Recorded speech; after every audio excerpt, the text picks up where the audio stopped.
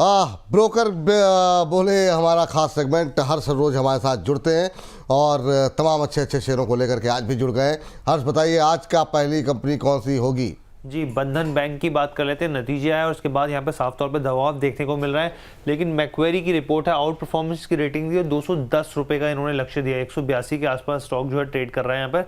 अब इनका सबसे पहले ये कहना है कि जो नतीजे आए वो उम्मीद से कमज़ोर रहे। दूसरी चीज़ इन्होंने कहा कि इसकी बड़ी वजह रही क्रेडिट कॉस्ट की जो बढ़ोतरी, उसका इम्पैक्ट होता हुआ दिखा। लेकिन जो अदर इनकम है उसको लेकर ये काफ़ी पॉजिटिव रहा है कि अदर इनकम में बढ़ोतरी देखने को मिली है। इसके अलावा इनका साफ तौर पे कहना है कि जो फंसे हुए कर्ज हैं, जो कि स्लिपेजेस हैं, जो कि राइट ऑफ्स हैं, वो एक बड़ा कंसर्न है। नेट इंटरेस्ट मार्जिन की बात की जाए यहाँ पर आने वाले क्वार्टर्स में दबाव देखने को मिल सकता है, ये मान के चल रही है। और वित्त वर्ष 2026 में रिटर्न ऑन एसेट भी नेगेटिव हो सकता है, इसकी भी संभावना जता रहे हैं। लेकिन उसके बावजूद जो है इन्होंने 210 रुपये प्रति शेयर के भाव का लक्ष्य दिया है।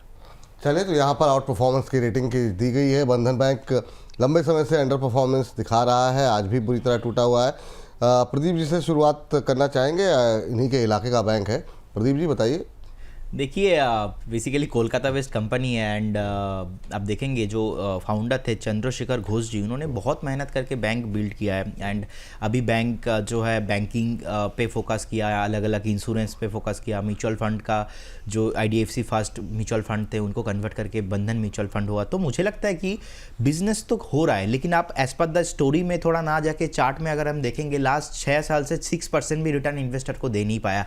करेंटली RBI से नोटिस आया था, उसके बाद जो न्यू CEO अपॉइंटमेंट हुआ है पार्थ प्रतिम सेनगुप्ता जी, तो उसके बाद से भी हमने देखा कि रिसेंटली 130-128 के आसपास एक बॉटम फॉर्मेशन किया, धीरे धीरे अभी ऊपर आ रहा है। लास्ट वीक की हम बात कर रहे थे, उस टाइप पे तो एक नेगेटिव रिपोर्ट भी था, वहाँ पे 160 के आसपास टारगेट गया था, दे रहे थे। तो मुझे लगता है कि देखिए अच्छा है करेंट जोन से, मुझे लगता है कि एक बार 210, 215, 220 जाने का पोटेंशियल है, लेकिन एज पर द अगर चार्ट देखेंगे अभी भी नेगेटिव है। तो मुझे नहीं लगता, I don't think so much यहाँ पे फ्रेश इन्वेस्टमेंट करना सही होगा। नो डाउट स्टोरी अच्छा है, स्टोरी बहुत जबरदस्त है। इनफैक्ट मेरे लोकेशन पे ही ऑलमोस्ट 5 किलोमीटर 7 किलोमीटर पे मिनिमम 10 से 12 ब्रांच है बंधन बैंक का। तो स्टोरी अच्छा है, लेकिन मैं स्टोरी के साथ जा नहीं पा रहा हूँ बिकॉज ऑफ द प्राइस। सो मुझे लगता है कि जिनके पास है बने रहिए, 210, 215 तो कमिंग सुन है, लेकिन फ्रेश बाय करने का यहाँ पे सलाह नहीं होगा। ठीक। और इस बीच वर्षा गुप्ता जी कह रही हैं कि गैलेंट इस्पात का स्टॉप लॉस क्या बताया था? 610 रुपये। मैम 610 रुपये का स्टॉप लॉस था। प्रिया अब्रोल जी कह रही सर आज का ट्रेड प्रदीप सर का शुरू में बताया करें। मैम जब आएगा ट्रेड तब तो बताएंगे, अपने हाथ से नहीं खींच दें। जब जिस तरीके से प्राइस मूवमेंट होता है, जैसे आता है वो हम डिस्कस करते हैं, तो उसमें पहले बाद वाली कोई बात ही नहीं है। हर्ष के पास चलते हैं। हर्ष, दूसरी कंपनी कौन सी होगी? दूसरी कंपनी रिलायंस की बात कर लेते हैं और निवेशक इंतजार करते हैं नतीजों का। नतीजों के बाद स्टॉक में दबाव देखने को मिल रहा है। जेफरीज की रिपोर्ट है, खरीदारी की सलाह है, 1726 रुपये का लक्ष्य दिया है यहाँ पर। सबसे पहले इन्होंने ऑयल टू केमिकल बिजनेस की बात करिए, कहा कि यहाँ पर दबाव देखने को मिल रहा है। कई तरीके से हम लोग देख रहे थे यहाँ पे कि जो रिफाइनरी थी वो शट डाउन थी, उसका इम्पैक्ट देखने को मिला। लेकिन यहाँ पर जेफरीज का कहना है कि आने वाले दिनों में ये जो सेगमेंट है वो बेहतर परफॉर्म करता हुआ दिख सकता है। हालांकि एबिटा के हिसाब से अगर देखें तो 3% का दबाव यहाँ पर देखने को मिला है। कोर रिटेल में 8% वायर बढ़ोतरी देखने को मिली है, लेकिन जो इलेक्ट्रॉनिक सेगमेंट है उसमें स्लो डाउन देखने को मिला है। जियो का प्रदर्शन जो है जेफरीज को अच्छा लग रहा है। यहाँ पर सब्सक्राइबर बेस बढ़ा है, यहाँ पर ब्रॉडबैंड और मार्जिन में सुधार हुआ है यहाँ पर। और इसके साथ ही इनका कहना है कि AGM जो एनुअल जनरल मीटिंग है उस पर हमारी निगाहें रहेंगी। एक तो यहाँ पर जियो को लेकर क्या फैसला होता है यहाँ पर, और दूसरा टैरिफ को लेकर कि क्या बढ़ोतरी की जाती है या नहीं की जाती। लेकिन उन्होंने कहा कि वित्त वर्ष 2026 में 11% एबिटा बढ़ने का अनुमान लग रहा है। 1726 के टारगेट यहाँ पर दिए गए हैं जेफरीज की तरफ से, और भी कई सारे ब्रोकरेज हाउसेस की तरफ से अच्छे टारगेट दिए गए हैं। हालांकि शेयर पे दबाव है 2% के आसपास का, 1445 का लेवल अब देखने को मिल रहा है। RIL पे क्या रिव्यू है मैम आपका, अभी क्या करना चाहिए?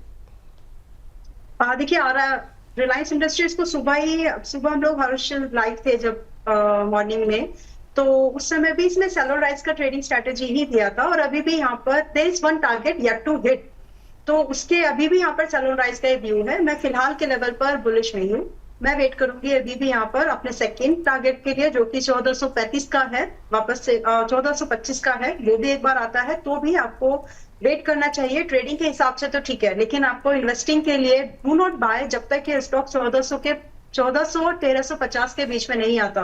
देखिए, कोई कुछ भी बोले, आप एक ट्रेडर या इन्वेस्टर की नजर से अपना जो पैसा लगा रहे हैं, जरूर प्लीज देख लीजिए कि आप महंगा तो बाय नहीं कर रहे हैं। मैं हर बार इसी बात पर आकर के टिक जाती हूँ, रुक जाती हूँ कि महंगा नहीं खरीदना है।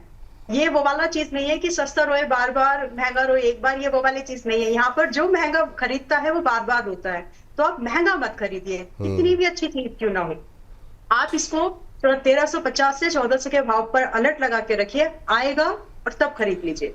चलिए ठीक है, जैसा आप कहें उस हिसाब से RIL पर स्ट्रेटजी बनाई जाए। और अब जो है अगली कंपनी पर जो है विचार कर लेते हैं। हर्ष, दूसरी कंपनी कौन सी है? जी, तो नतीजा है ICICI बैंक के भी और CLSA की रिपोर्ट आई, यहाँ पर आउट परफॉर्मेंस की रेटिंग दी और 1700 का लक्ष्य इन्होंने इसको भी दिया है यहाँ पर। अब इनका साफ तौर पे कहना है कि जो एक बार फिर से कंपनी के जो तिमाही नतीजे हैं वो उनको अच्छे लग रहे हैं। यहाँ पर नेट इंटरेस्ट इनकम की बात की जाए या कोर यहाँ पर कोर यहाँ पर कमाई की बात की जाए तो उसमें उम्मीद से बेहतर प्रदर्शन करते हुए दिखे हैं। यहाँ पर रेपो रेट में कटौती के बावजूद जो है यहाँ पर नेट इंटरेस्ट इनकम जो है तिमाही आधार पर इसमें बढ़ोतरी देखने को मिली है। लोन ग्रोथ जो है वो 11 से 12% के आसपास है, लेकिन उन्होंने कहा कि आने वाले क्वार्टर्स में थोड़ा सा दबाव, धीमापन देखने को मिल सकता है। यहाँ पे एसेट क्वालिटी स्थिर है यहाँ पर, और यहाँ पे वित्त वर्ष 2026 से लेकर 28 के बीच के लिए रिटर्न ऑन इक्विटी जो है वो 16% का एक अनुमान जताया गया है। ठीक सर, अभी ICICI बैंक पे आपसे बैंकिंग वाले सेगमेंट में बात हुई, लेकिन ये सेगमेंट हम अलग से अपलोड करते हैं। आपकी टिप्पणी क्या रहेगी ICICI बैंक को लेकर के करंट भाव पे? और रिपोर्ट से सहमत हैं आप CLSA की? मुझे लगता है मैं भी पॉजिटिव ही हूँ, क्योंकि जिस तरीके से आप देखेंगे एक वीकली 200 मूविंग जो एवरेज प्राइस होता है हर बार टच करता है, उसके बाद ऊपर आ जाता है। सो ऐसा अब लास्ट 7 से 8 बार हुआ है, और रिसेंटली हमने देखा कि ऑलमोस्ट 1230 1240 के आसपास भी आया था, वहाँ से बाउंस बैक किया है। So as per the my interpretation मुझे लगता है कि जिनके पास है आपके पास होना चाहिए। करेंट जोन से भी आप बाई करके जा सकते हो। बहुत टाइम से एक रेजिस्टेंस फेस कर रहा था, ऑलमोस्ट 1450 इसके ऊपर क्लोजिंग नहीं हो रहा था, तो मुझे लगता है कि अभी 1460 के आसपास ट्रेड हो रहा है। तो जिनके पास है बने रहिए। मुझे लगता है कि 1700 का टारगेट भी एटलीस्ट नेक्स्ट 6 से 7 महीने आपको टाइम देना होगा। और बैंक निफ्टी अगर एक बार ऊपर आता है तो डेफिनेटली ICICI बैंक जैसे स्टॉक्स तो ऊपर आना ही है। ICICI bank, axis bank, HDFC bank, यही सारे बैंक जो है बैंक निफ्टी को ऊपर खींच के लेके आएंगे। तो जिनके पास है बने रहिए। फ्रेश बाई भी करेंट जोन से करके जा सकते हो, लेकिन एक स्टॉप लॉस मेंटेन करना है। अगर आप करेंट जोन से बाई करते हो तो स्टॉप लॉस रहेगा मेरा यहाँ पे एक इन्वेस्टमेंट व्यू पॉइंट से 1370 ऑलमोस्ट ऐसे 100 पॉइंट नीचे एक स्टॉप लॉस रहेगा। चलिए, तो यहाँ पर स्टॉप लॉस का रखें ध्यान, ये सलाह आपको दी जा रही है। ये ICICI बैंक मजबूती दिखाता हुआ। अगली कंपनी, आज की चौथी कंपनी और आखिरी कंपनी कौन सी होगी हर्ष? जी, JSW स्टील की हम लोग बात कर लेते हैं। यहाँ पे जेफरीज की रिपोर्ट है, खरीदारी की सलाह दी और 1200 रुपये प्रति शेयर के भाव का लक्ष्य दिया है। यानी कि जो तमाम रिपोर्ट्स हैं जो मौजूदा भाव है उससे काफ़ी ऊपर की स्थिति दिखा रहे हैं यहाँ पर। अब यहाँ पर इनका कहना है कि एबिटा जो है उम्मीद से बेहतर रहा है क्वार्टर 1 के नतीजे में। मार्जिन जो है इन्होंने कहा कि क्वार्टर 2 में थोड़े से घट सकते हैं। यहाँ पे इसकी वजह यह है कि जो कम स्टील की जो कीमतें हैं वो दबाव बनाती हुई दिख सकती हैं। एशियन स्टील मार्जिन की अगर बात करें तो लॉन्ग टर्म एवरेज के हिसाब से अगर देखें तो 30% कम है, यानी कि भविष्य में यहाँ पर मुनाफे की गुंजाइश और ज़्यादा दिख रही है इनको। वित्त वर्ष 2026 से 28 तक अर्निंग पर शेयर अनुमान में इन्होंने थोड़ी कटौती की है, 9 से 6% के आसपास की। क्वार्टर 2 में कम कुकिंग कोल के लागत में से जो है वो मदद मिल सकती है। और ओवरऑल जो है जिस तरीके से कंपनी एक्सपेंशन मोड पर काम कर रही है, लागत को कम कर रही है, उसके लिए पॉजिटिव है। ये बात जो है निकल करके आई है जेफरीज की तरफ से। इस बात को लेकर के भी बहुत लोगों ने चुटकी ली। आप हर बात करते ये बात निकल के आई, जब आदमी को कुछ नहीं सोचता है तो ये बात निकल जाती है। मैम, आपकी टिप्पणी क्या रहेगी इस शेयर को लेकर के? स्टील में अभी आपका व्यू है क्या? ऑल राइट, देखिए विपुल जी, मैं 2 सेक्टर यहाँ पर अभी हाईलाइट करना चाहती हूँ जहाँ पर पॉजिटिव बायस बन सकता है। वन इज मेटल एंड दूसरा है आपका मीडिया। मतलब वो तो आपके ही सेक्टर का स्टॉक है, सेक्टर है। मीडिया में एंड मेटल्स में, इन 2 डबल M यहाँ पर बन रहे हैं। मतलब यहाँ पर एक पॉजिटिव बात बन सकती है। लेकिन अगर मुझे आज के डेट में SW स्टील लेना हो या फिर टाटा स्टील, तो मेरा ज्यादा बायस होगा टाटा स्टील पर। तो फिलहाल इस भाव पर अगर हम इसको खरीदना चाह रहे हैं तो this is not the good price. आप इसको थोड़ा वेट करिए, प्राइस आपको एक मौका देगा 970 के आसपास और 1000 के भाव पर आने का। वहां पर धीरे धीरे बाय करना शुरू कर सकते हैं। Where in on the contra Tata steel current rate पर भी लिया जा सकता है।